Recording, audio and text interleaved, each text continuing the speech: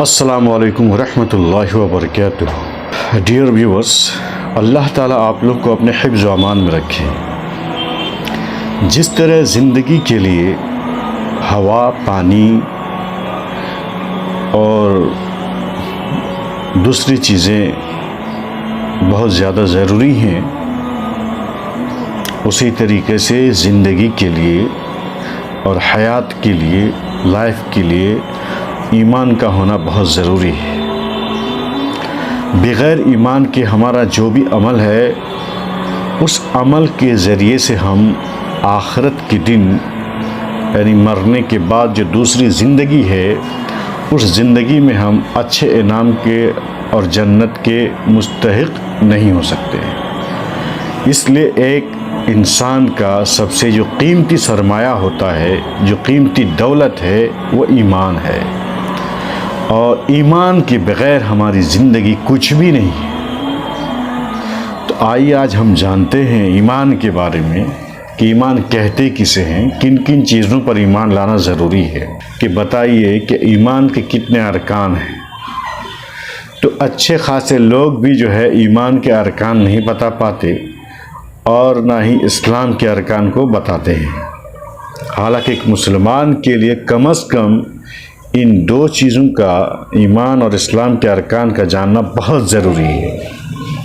آئیے ہم سنیں گے اس کو، اور اتنی اچھی اچھی باتیں ہوتی ہیں اور ایمان کے تعلق سے باتیں ہوتی ہیں، تو آپ سے وہی ریکویسٹ ہے کہ ان اچھی باتوں کو سننے کے لیے، دوسروں کو شیئر کرنے کے لیے آپ جو ہیں ہمارے چینلز کو کیا کریں، سبسکرائب کریں، لائک کریں، شیئر کریں اور بیل آئیکن کو لازماً پریس کریں۔ کہنا یہ ہے کہ ایمان کہتے کسے ہیں؟ ایمان کہتے ہیں ہندی میں دృڑھ وشواس کو، پختہ یقین کو کہتے ہیں۔ ایمان کہتے ہیں دل سے کسی چیز کو تسلیم کرنے کو کہتے ہیں۔ تو ایمان ہوا کس چیز کا نام؟ زبان سے کہنے، دل سے تسلیم کرنے اور اپنے اعضاء جوارح یعنی پارٹس آف دا باڈی کے ذریعے اس پر عمل کرنے کو ایمان کہتے ہیں۔ اور یہ تینوں چیزیں لازم، صرف زبان سے مان لینا، زبان سے کہنا اور دل سے نہ ماننا اور اس پر عمل بھی نہ کرنا ایمان نہیں ہو سکتا۔ ایمان کے لیے تینوں چیزیں ضروری ہیں۔ تو ایمان کے 6 ارکان بتائے ہیں۔ کتنے؟ 6 ارکان۔ کوئی بھی آپ سے سوال کرے اور آپ مسلمان ہیں تو آپ کو یہ جاننا ضروری ہے کہ ایک مسلمان کو اس بات پر یقین رکھنا ضروری ہے کہ ایمان کے 6 ارکان ہیں۔ اور وہ 6 ارکان کیا ہیں؟ اللہ پر ایمان لانا، اس کے فرشتوں پر ایمان لانا، اس کے رسولوں پر ایمان لانا، ان کی کتابوں پر ایمان لانا اور آخرت پر ایمان لانا، اور تقدیر چاہے اچھی یا بری ہو اس پر ایمان لانا ہے۔ یہ ایمان کے 6 ارکان ہیں۔ اسی کو پلر آف ایمان کہتے ہیں۔ اب بات سب سے پہلے آتی ہے کہ کس پر پہلے ایمان لانا ہے؟ تو کیا کہا ہم نے؟ اللہ پر ایمان لانا ہے۔ اللہ پر ایمان کیسے لایا جائے؟ اللہ رب ہے، اور رب کے معنی پالنے والا ہے۔ رب کے معنی کیا کہتے ہیں؟ پرورش کرنے والا ہے۔ تو یہ پالنے والا، پرورش کرنے والا اور جو بھی ہے یہ رب کی میننگ میں وہ ساری چیزیں شامل ہیں کہ انسان کی ضروریات سے لے کر تمام چیزیں جو مہیا کرتا ہے وہ اللہ تعالیٰ ہی کرتا ہے، اس لیے اس کو رب کہا گیا ہے۔ تو جب وہ رب ہے تو اس کی ربوبیت پر ہمیں ایمان لانا ہے، اور اس کی ربوبیت میں یعنی دنیا کی جو بھی ضرورتیں ہیں سب اس نے مہیا کی ہیں۔ تو ان ضرورتوں کو مہیا کرانے میں، پیدا کرنے سے لے کر کے تمام چیزوں کے انتظام تک اس کا کوئی ساجھی نہیں ہے، اس کا کوئی شریک نہیں ہے۔ اس پر ایمان لانا۔ پھر جب اس ہمیں پیدا کرنے کا بھی وہ انتظام کرتا ہے، ہماری موت کا بھی وہ انتظام کرتا ہے، ہمیں ساری چیزوں کا وہ بندوبست کرتا ہے، تو پھر اب ضروری ہے کہ ہم اس کی عبادت کریں، ہم اس کے ساتھ کسی کو شریک نہ کریں، اسی عبادت کرنے کو اور اس کے ساتھ کسی کو نہ شریک کرنے کو کیا کہتے ہیں؟ الوہیہ کہتے ہیں۔ یعنی ایک توحید ربوبیہ ہو گئی جو رب ہے، اور ایک اب رب مان کر کے جب اس کی ہم پوجا کریں گے، عبادت کریں گے، پرستش کریں گے، تو اس میں ہم کسی کو شیئر نہیں کریں گے۔ تو یہ توحید ربوبیہ کے ساتھ ساتھ توحید الوہیہ ہے۔ یعنی اس الوہیہ پر ہمیں مکمل یقین رکھنا اور مکمل یکسوئی کے ساتھ اس کی عبادت کرنی ہے۔ جیسا کہ ہم سورہ فاتحہ سناتے ہیں، دن میں 5 بار نماز پڑھتے ہیں، اور سورہ فاتحہ کے بغیر نماز نہیں ہوتی۔ اس میں ہم کیا پڑھتے ہیں؟ ایاک نعبد و ایاک نستعین، ہم تیری ہی عبادت کرتے ہیں، ہم تجھ سے ہی مدد چاہتے ہیں۔ تو اس کا مطلب ہے کہ اس کی عبادت میں ہمیں کسی کو شریک نہیں کرنا ہے، کسی کے سامنے سر نہیں جھکانا ہے۔ اب تیسری جو چیز ہے وہ یہ ہے کہ اسماء و صفات جو اللہ تعالیٰ کے ہیں، اسماء اور صفات جو ہے اللہ کی جو کوالٹیز ہیں، اس کی کوالٹی کے برابر کسی کی کوالٹی نہیں ہے، اس کے جیسا کسی کی کوالٹی اور کسی کی صفات نہیں ہو سکتی۔ تو ایسے ہم اللہ پر یقین رکھیں کہ اللہ ہی رب ہے، اللہ ہی الہ ہے، کوئی عبادت کے لائق اور کوئی نہیں ہے، اور کیا کہتے ہیں اس کی کوالٹی میں بھی کوئی برابر کا شریک نہیں ہے۔ کوالٹی میں بہت ساری چیزیں آتی ہیں، جیسے وہ مالک ہے تو کوئی اور دنیا کا مالک نہیں ہو سکتا، وہی کیا کہتے ہیں رحم ہے، اس کے جیسا کسی کے پاس رحم نہیں ہے، وہ سمیع ہے دیکھنے والا، اس کے جیسا کوئی سن نہیں سکتا اور اس کے جیسا کوئی دیکھ نہیں سکتا، وہی کیا ہے سب طاقتور ہے، اس کے جیسا کوئی طاقتور نہیں ہے۔ مطلب کیا کہتے ہیں اس کی جو بھی کوالٹی ہے، اور 99 کوالٹیز تو اکثر قرآن مجید کے پہلی صفحہ میں لکھے رہتے ہیں، اما پارا میں بھی لکھے رہتے ہیں، نورانی قاعدہ میں بھی علماء نے لکھ دیے ہیں۔ تو ان تمام کوالٹی کو جو ہے صحیح سے ماننا، اور مسائل ان تینوں میں سے کسی ایک میں بھی اگر آپ نے شریک کر لیا تو وہیں پیدا ہوتے ہیں اور وہیں شرک ہو جاتا ہے۔ اور لوگ اگر شرک کرتے ہیں تو ظاہر ہے وہ کیسے امید رکھیں گے کہ اللہ تعالیٰ جو اتنی بڑی چیزوں کو بنایا ہے، پوری کائنات کو بنایا ہے، اس میں آپ شیئر کریں گے تو اللہ تعالیٰ کے لیے ناقابل برداشت ہے۔ اور دوسری چیزیں برداشت کرتا ہے لیکن شرک وہ برداشت نہیں کر سکتا۔ آپ مثال لے لیجئے نا، آپ چھوٹا سا گھر بناتے ہیں، اس میں آپ کسی کو، بھائی کو، بہن کو، کسی کو شیئر برداشت نہیں کر پاتے آپ، حالانکہ آپ دنیا میں رہتے ہیں، آپ دے بھی سکتے ہیں، یا نہیں تو آپ اپنے پاس ایک عدد یا 4 عدد یا 2 عدد بیویاں رکھتے ہیں، ان بیویوں کے تعلق سے بھی آپ کسی کے ساتھ شیئر برداشت نہیں کر سکتے۔ تو وہ اللہ تعالیٰ اس کے جیسا کوئی ہے ہی نہیں، پوری کائنات بنا کر کے، اور اس میں آپ کو پیدا کر کے، آپ کے لیے پھر ضرورت کا سامان مہیا کر کے، پھر آپ کی ہدایت کے لیے رسول بھیج کر کے اس نے سارا کام بندوبست کر دیا، تو کیسے وہ برداشت کرے گا کہ آپ اس کے ساتھ کسی کو شریک کریں گے، آپ اس کے ساتھ کسی کو پارٹنر بنائیں گے؟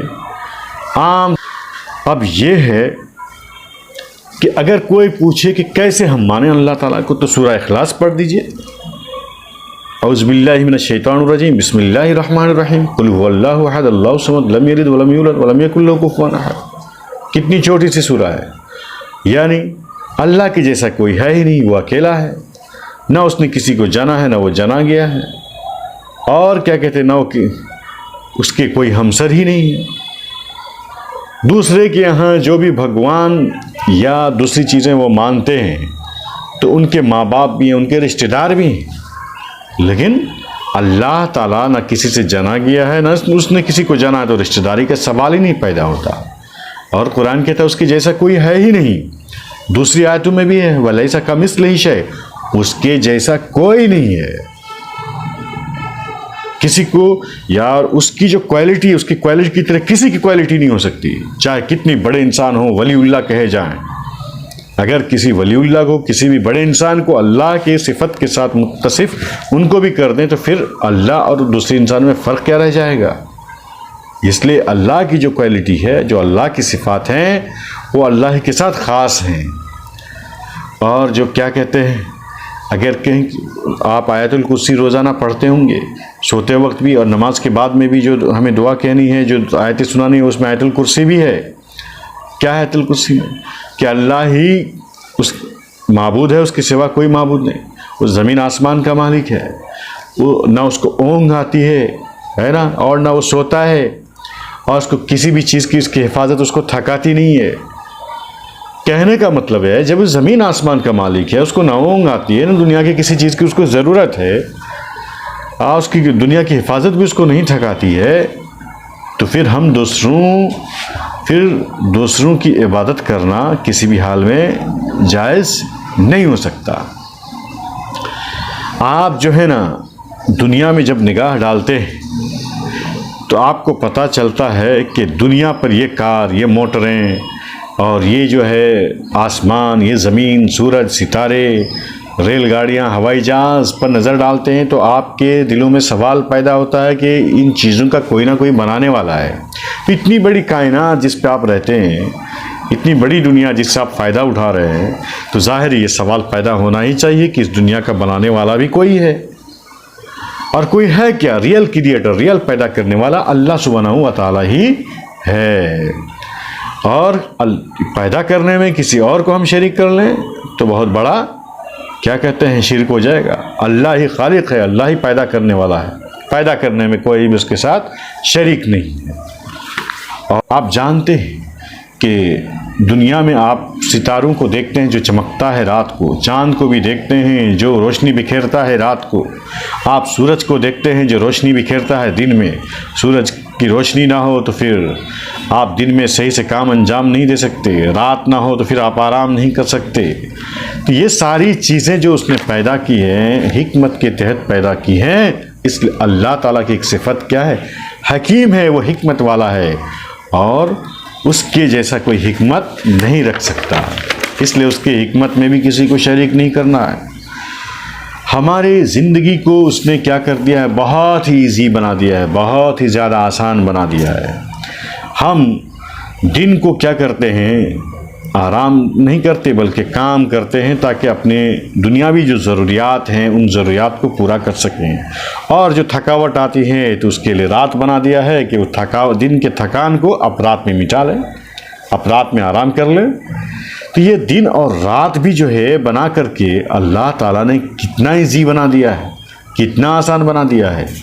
آپ کے لیے زمین کو فرش بنا دیا کہ آپ اس میں چلتے رہیں، پھرتے رہیں، اور دنیاوی کام کو بھی دیکھتے رہیں، اللہ کی عبادت کرتے رہیں. تو اللہ مہربان ہے، اس لیے اللہ کیا ہے؟ رحیم ہے. ان تمام چیزوں کو، سورج کو، چاند کو، دن کو، رات کو بنا کر کے کیا کیا اللہ نے؟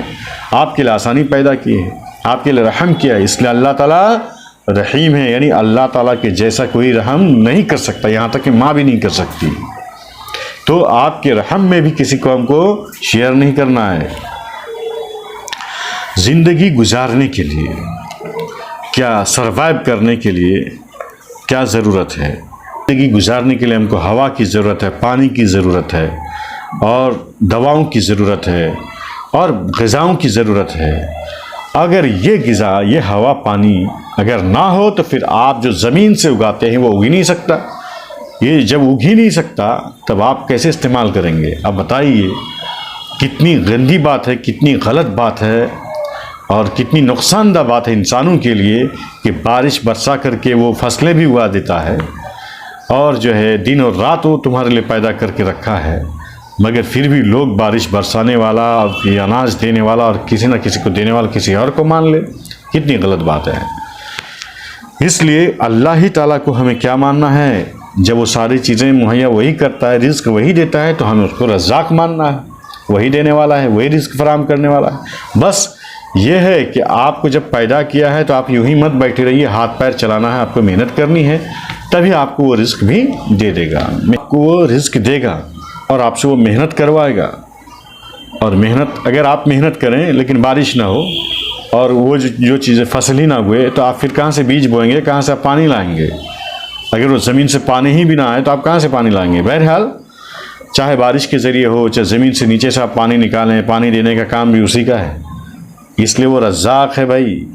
اور رزاق ہے تو رزق دینے کے معاملے میں اسی پر بھروسہ کیا جائے، اس کے ساتھ کسی کو شریک نہ کیا جائے۔ اور جب وہ زندگی کی ساری ضروریتیں پوری کرتا ہے، جیسا کہ میں نے کہا ہے، تو ہمارا رب ہے، وہی ہماری پرورش کرنے والا ہے، وہی ہماری تربیت کرنے والا ہے، وہی ہم کو بڑھانے والا ہے، اس لیے وہ ہمارا رب ہے۔ اور دیکھیے، دنیاوی نظام کو چلانے کے لیے ہو، پوری کائنات کے نظام کو چلانے کے لیے طاقت کی ضرورت پڑتی ہے، اس لیے اللہ سب سے زیادہ طاقتور ہے۔ آپ ایک گھر کو چلاتے ہیں تو وہاں طاقت کی ضرورت ہوتی ہے، آپ کوئی بھی کام کرنا چاہتے ہیں تو اس میں بھی پاور کی ضرورت ہوتی ہے۔ پوری کائنات کو جو چلا رہا ہے وہ پاور کے ساتھ چلا رہا ہے، وہ طاقت دکھا کے چلا رہا ہے۔ اور اسی لیے اللہ سب سے بڑا کیا ہے؟ مقتدر ہے، سب سے بڑا طاقتور ہے، اس کے جیسا کسی کی طاقت ہے ہی نہیں۔ ارے وہ چاہے تو ہو جا کہتا ہے تو ہو جاتا ہے نا، وہ اگر حکم دے کہ قیامت کبھی بھی آ سکتی ہے تو آ سکتی ہے، لیکن اس نے ایک جو ہے ٹائم فکس کر رکھا ہے اپنے حساب سے، اس فکس کے حساب سے وہ کام کرے گا، اور اس کا ٹائم کبھی ٹلتا نہیں ہے، تبدیل نہیں ہوتا ہے۔ پھر سوال اٹھتا ہے کہ ہم اسی کی عبادت کیوں کریں؟ اس لیے کریں کہ وہ زندگی دیتا ہے، اس لیے کریں کہ وہ ہمیں موت بھی دے گا، اس لیے کریں کہ وہ ہمیں ساری چیزوں کا کیا کہتے ہیں، وہ ساری چیزوں کا انتظام کرتا ہے، وہ ساری چیزیں ہماری ضرورتیں کو پوری کرتا ہے۔ اس لیے کریں کہ اس نے ہمیں پیدا کیا ہے، اس لیے کہ اس نے ہمارے لیے سورج چاند ستارے اور جتنی بھی ساری چیزیں ہیں اس نے ہمارے لیے بنائے ہیں، اس لیے ہمیں اسی کی عبادت کرنی چاہیے، وہی اس کا مستحق ہے۔ جو بھی چیزیں مہیا کرنے کے سلسلے میں ہو، پیدا کرنے کے سلسلے میں ہو، اور کون اس کا شریک ہے؟ جب کوئی اس کا شریک ہے ہی نہیں اور ہو ہی نہیں سکتا، تو پھر ہمیں عبادت اسی کی کرنی چاہیے، کیونکہ وہی اس لائق ہے۔ اور اللہ کے ساتھ کسی کو پارٹنر بنا کر کے اللہ کو ہمیں ناراض نہیں کرنا ہے۔ اور آپ یہ تصور رکھیے ذہن میں، اگر دو خدا ہو جائے، دو اللہ ہو جائے، دو پیدا کرنے والا ہو جائے، تو دونوں اپنی اپنی حکومت چلائے گا، کسی کی رائے کچھ ہوگی، کسی کی رائے کچھ ہوگی، تو جھگڑے ہوں گے۔ ایک گھر میں بھی 4-5 بھائی بہن ہوتے ہیں تو اس میں معاملات اختلاف کے ہو جاتے ہیں تو جھگڑا ہو جاتا ہے، کیونکہ سب کا ذہن الگ ہے، سب کی رائیں الگ ہوتی ہیں۔ اس لیے کیا بولتے ہیں، عقلی طور پر یہی مانا جائے کہ اللہ ایک ہے اور وہی سارا نظام چلا رہا ہے۔ اس لیے مسلمان 5 وقت جو کہتا ہے لا الہ الا اللہ، اللہ کے سوا کوئی معبود نہیں، آرام پہنچانے میں کوئی اس کا شریک نہیں، تکلیف بھی اگر دیتا ہے بعض وقت میں تو وہ تکلیف بھی وہی حل کرے گا، تو اس میں بھی اس کا کوئی شریک نہیں، پیدا کرنے میں کوئی شریک نہیں، غلہ اناج بارش یہ سب مہیا کرانے میں اس کا کوئی شریک نہیں۔ اسی لیے ہم کہتے ہیں کہ کوئی جب اس عبادت کے لائق ہی نہیں ہے، صرف اللہ تعالیٰ ہے۔